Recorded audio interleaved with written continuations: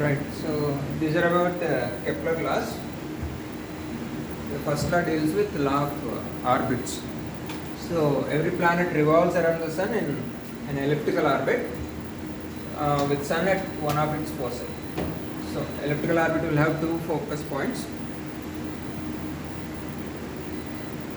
The sun will be at one of the focuses. So there will be a minimum distance and a maximum distance from the sun.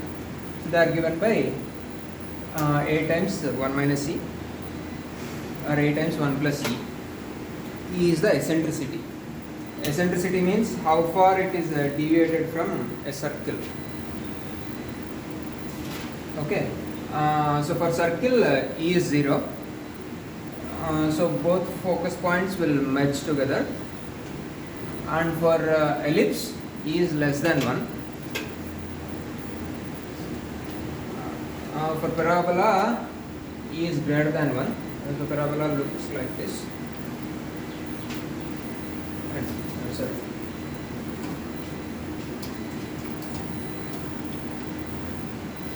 So there will be only one path. It is not a closed path. Still, the attracting body is within the loop. And for hyperbola, these are the focus points. So here eccentricity gives you an idea about energy of the particle. If energy of the particle is negative, E is negative, it is a attractive potential. So if energy is negative, we call it as attractive force. The corresponding force is attractive. In that case, if this ratio is equal to 1, 2e h square by mu square m. So here h square is what? It is a measure of angular momentum of the particle. H square is measure of angular momentum of the particle, and mu is mass of the sun, g times mass of the sun. So p h square by mu square m is the mass of the planet. Okay, so here if this ratio is equal to -1, that means energy is negative, and this ratio is -1, then eccentricity is 0, or the particle moves around the sun, or the planet moves around the sun in circular orbit. So still this energy is negative, and total result is less than 1. That means this number is less than 1. That means particle energy is little higher compared to the mass of the sun and planet. So in the denominator we have mass of the sun and planet, and the numerator we have angular momentum of the planet and energy or kinetic energy of the planet. So what does that mean? These two are the attractive forces, and these two are the escaping forces. They try to keep the planet away from the sun, and these two numbers try to keep the planet with the sun. So if this ratio is equal to 1 or -1, a planet revolves around the sun in circular orbit. If this is negative and less than 1, that means energy of the planet is a little higher.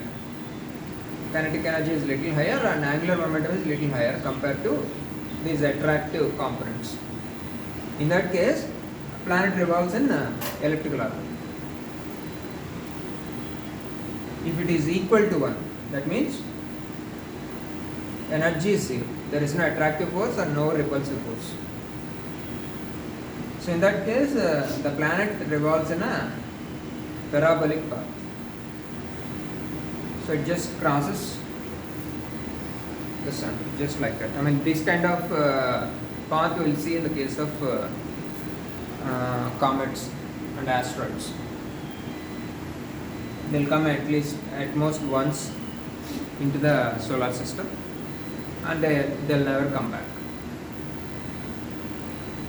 So in that case, the kinetic energy is zero. So energy of the system is zero. There is no attractive force or no repulsive force. It will simply pass away. So next possibility is E is greater than 1. If E is greater than 1, then it moves in a hyperbolic path. So it has more stretch than a parabola. So this also never come back. So positive energy means repulsive force. The particle will never come back. So when the energy is negative and equal to, if this eccentricity is equal to 0, path is a circle. If eccentricity is less than 1, non-zero, ellipse. Eccentricity equal to 1, parabola. Greater than 1, hyperbola. So this gives you the shape of the orbit around the sun. So here h is angular momentum excluding the mass of the particle, and mu is g times mass of the sun. So next one is law of areas. So here the planet sweeps equal areas in equal intervals of time. So when the planet is nearer to sun,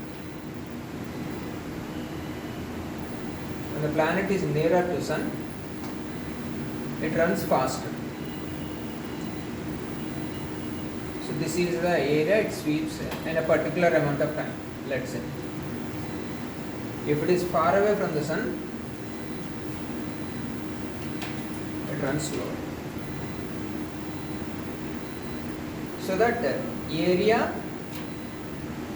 remains same. Area is a function of time. So every planet covers equal areas in equal intervals of time.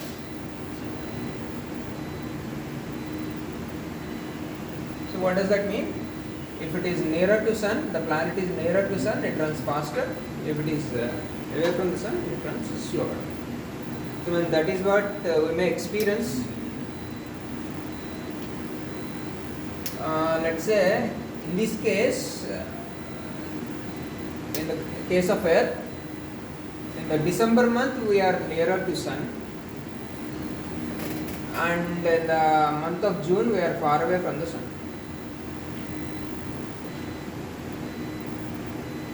December we are nearer to sun. So that is why our winters are not so cold. Whereas in the month of June we are far away from the sun. So our summers are also not so hot. So in the month of June in African countries or Australia you have winter. So their winters are very colder. And in the month of December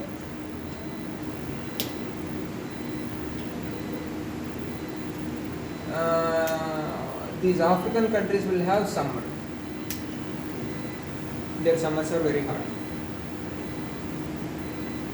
Okay, so during this time, during December, the planet runs faster around the sun. So that is why we have less number of days in those corresponding 6 months. So September 21st, sorry, here it is,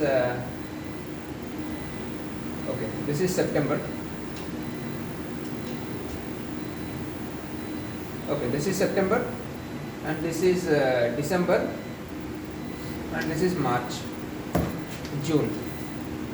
So from September to March we have lesser number of days. February month we have 28 days, and from March to September we have more number of days, maybe 1 or 2 days excess will be there. So during this time the planet runs slower. So overall the area swept by the planet in a particular time is constant. So if it is nearer to sun, it runs faster. If it is far away from the sun, it runs slower. Okay. So next one is law of harmony. How the time period depends upon the radius. So we have these two equations. Newton's gravitational force equation, gmm by r square, and centrifugal force or centripetal force, m square by r. I mean, these two forces will balance when the planet revolves around the sun or any satellite revolves around the planet. So then velocity is given by, so here small m is the mass of the planet, v is velocity of the planet. So velocity of the planet is given by gm by r. So what does it depend upon?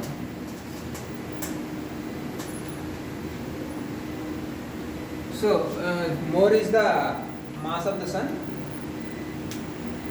velocity is higher. So mass is more, velocity is higher.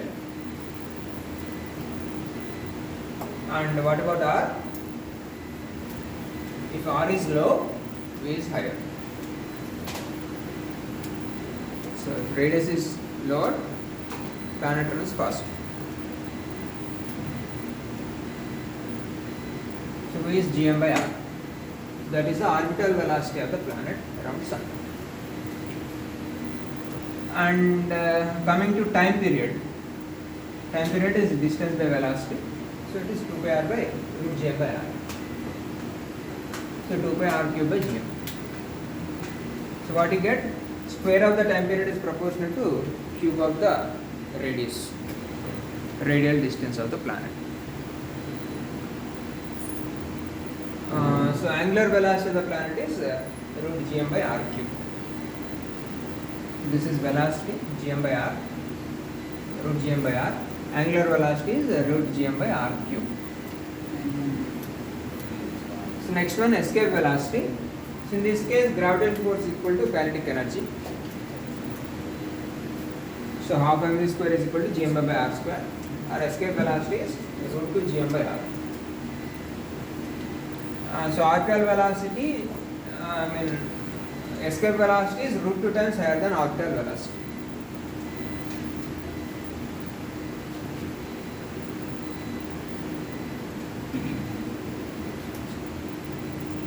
And what else? So we can also write gm by r square is equal to mg. So we can calculate acceleration due to gravity of a planet using this equation. G is gm by r square.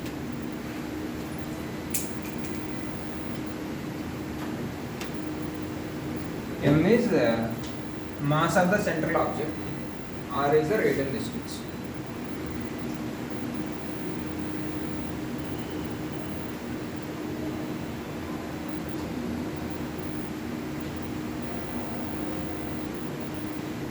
So ultimately,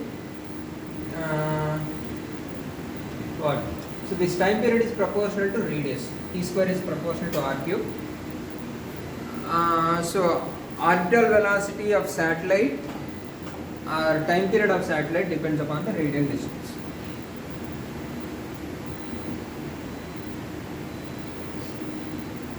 So depending on the radial distance, we can have time period. So this geostationary satellites, means all communication satellites that we will use for televisions and telephone communication. All these are geostationary satellites. They stay at a particular location above equator. So we can even see a satellite in, so for us equator is towards south. So on south side you can see a satellite every day at a particular location. So that may be a communication satellite, or all our even our dish TV antennas are pointed towards south. All are geostationary orbits. So what is the length of that geostationary orbit? Radius of geostationary orbit. Here time period is 24 hours. So what else does it depend upon? So time period is, this you need to calculate. R, G is universal constant, M is mass of Earth. So if you substitute mass of Earth, you can get the radius for T to be 24 hours. What is that radius? Geostationary orbit. In 2002. So it is